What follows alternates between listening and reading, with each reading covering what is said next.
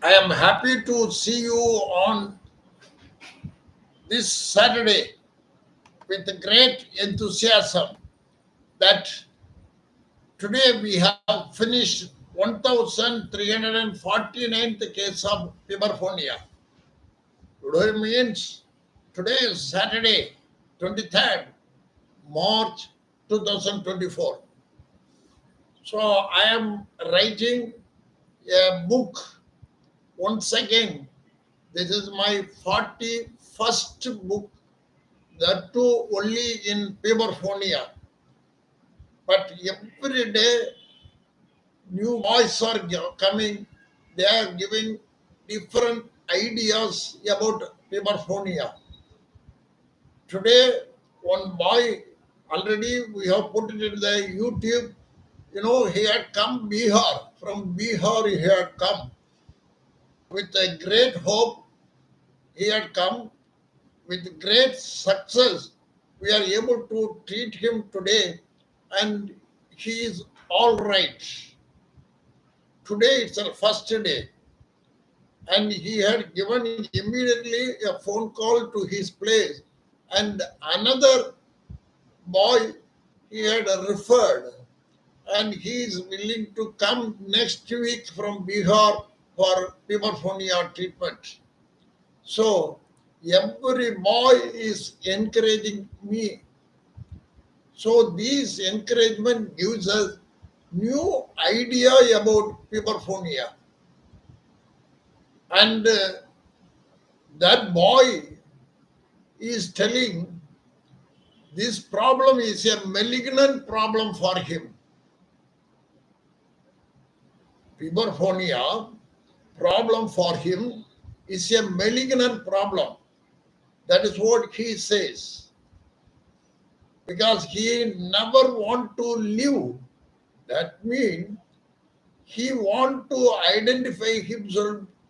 He don't know who am I. So he is having a thorough feeling he lost his life because somebody called him as female, somebody utilized him as a female, and he is not able or capable or a talk with a female human being as a male.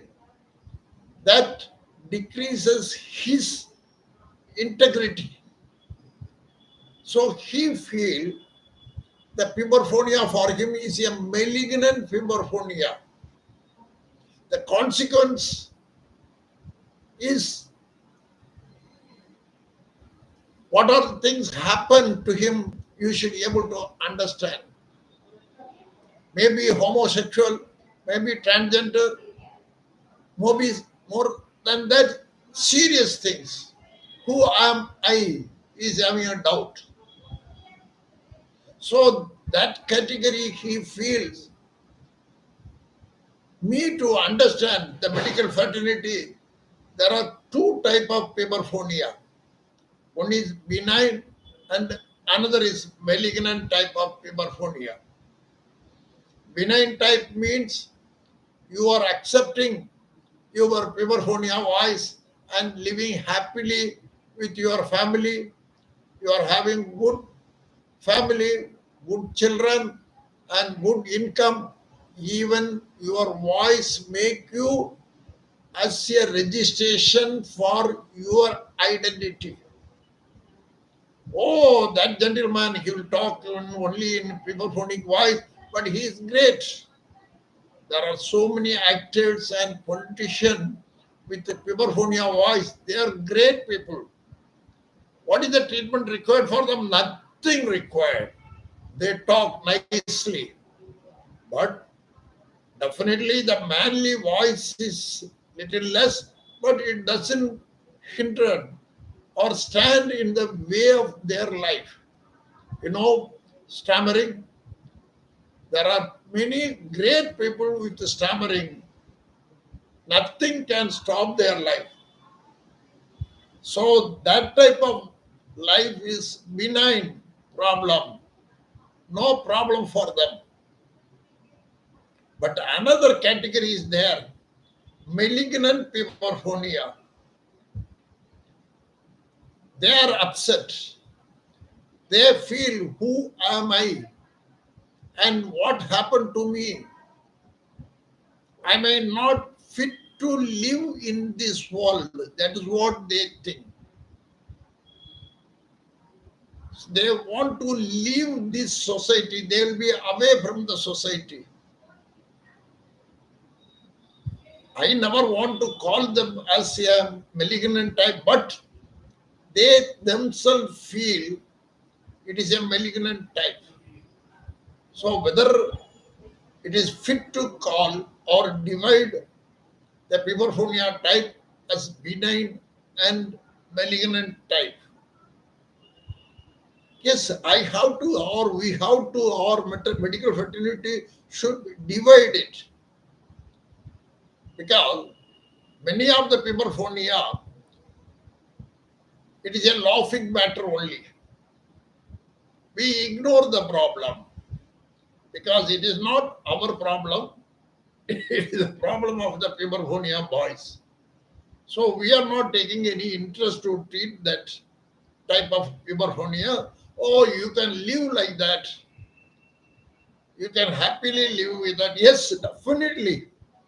They can quote thousands of examples of puberphonia voice, politicians or actors or popular people. Nothing will happen to them. But there is another type of puberphonia that is called as malignant puberphonia that only trouble them. So, what is the scale by which we have to identify the type of puberphonia as a malignant type of puberphonia? So, what is the criteria? What is the landmark? What is the separation? We know it very well.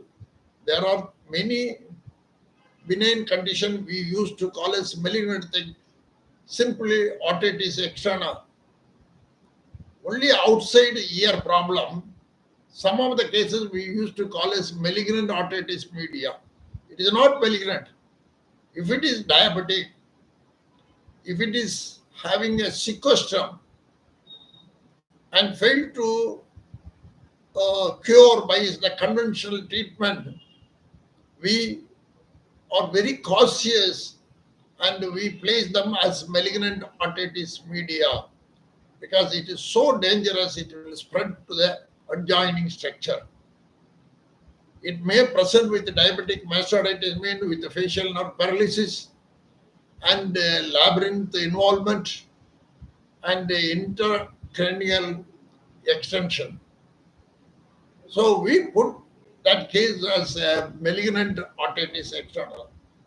So similarly, puberphonia, there are two types, benign and malignant. So it is not, puberphonia is not a laughing matter. So some people, some seriousness is there. We have to definitely treat it, or it will be a problem in their life. So I am thinking of creating a new types of puberphonia and bringing it to the society, which may take long time to recognize it, but it is our duty to tell the people. That is why I am thinking in my year 1915, I had a chance to meet Dr. V.S. Ramachandran. I know V.S. Ramachandran, he is actually a Marco Polo of neuroscience. A Stanley Medical College medical student who specialized in neuroscience and settled in America, Los Angeles, had become a great neurosurgeon of the world. He is a Marco Polo of neuroscience. That means He goes into the neurons of the brain. That is why he is called as Marco Polo. So I have read his three books, very interesting. The Telltale Brain, the book. I was so fascinating. I am so eager. I just purchased the book in 1915 and happened to hear his TED talks. Very impressive, where he demonstrated the phantom limb, mirror box. He is the first man found out the mirror box and its treatment in pain due to paralysis or herpes or some other condition, or even that is primarily it is he has found out the treatment for amputation. What happens in amputation means if a hand is removed, a finger is removed, or a limb is removed, after removal also the patient will feel the sensation of the pain which was originally there in the leg. Even though leg is not available, it is amputated by injury or some other lesion, but still he perceived the pain of the amputated limb, not where the stump. So he feel it is there. So our great neuroscientist V.S. Ramachandran used the mirror box. So a mirror image, mirror neurons. See, mirror neurons are there in our body. See, that is only creating a empathy. Sympathy is different from empathy. If what happened to us, what we feel, it is not happening. We feel what will happen to me if I am having the idea. Empathy. See, if you go to meet a cancer patient and return back, you will feel that you are having the same cancerous feeling, or even typhoid. You will feel that you will get the typhoid, even get some temperature of unknown origin. You will feel as you are having typhoid. Similarly, this pain, amputated limb pain, is excruciating pain in the patient. There are so many medicines they have found out, and everything is not successful at all.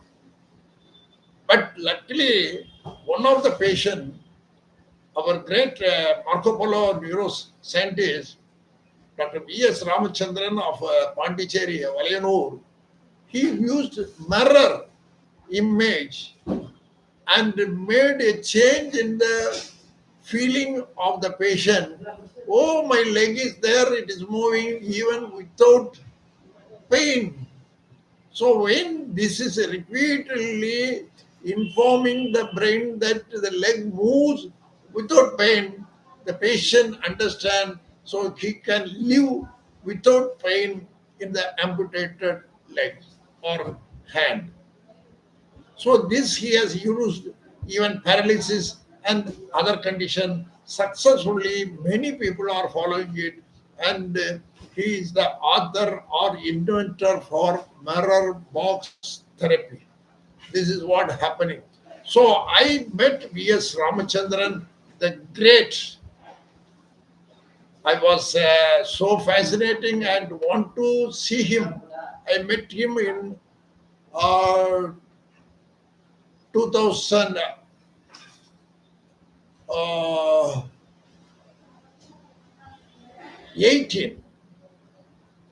So I met him, V.S. Ramachandran. I told him, you are a great neuroscientist. You have to help me how I can proceed in Puberphonia, because I have found out a new theory that Puberphonia boys, what happened is all the muscles of the phonation are uh, unintentionally or intentionally, they are speaking with a high frequency, which is more prevalent in children. Or prevalent, they are with the children or with high frequency. So they are having a puberphonia voice. They continue to have the puberphonia voice even in adulthood. So I had a good talk with him. He told me, definitely your idea of transforming the phonatory thing from larynx to pharynx is great, because what the sound generation, phonation is a science where the air, the activity is converted into speech activity, air flowing. So preliminary, everybody feel the voice is created only in the vocal cord in human being. No. Now pseudo vocal cords are there. Pseudo vocal cords. Pseudo phonatory areas are there in the supravocal tract. That is what I am telling. With the new finding of fMRI, I am able to prove uvula is more active than that of vocal cord when we talk.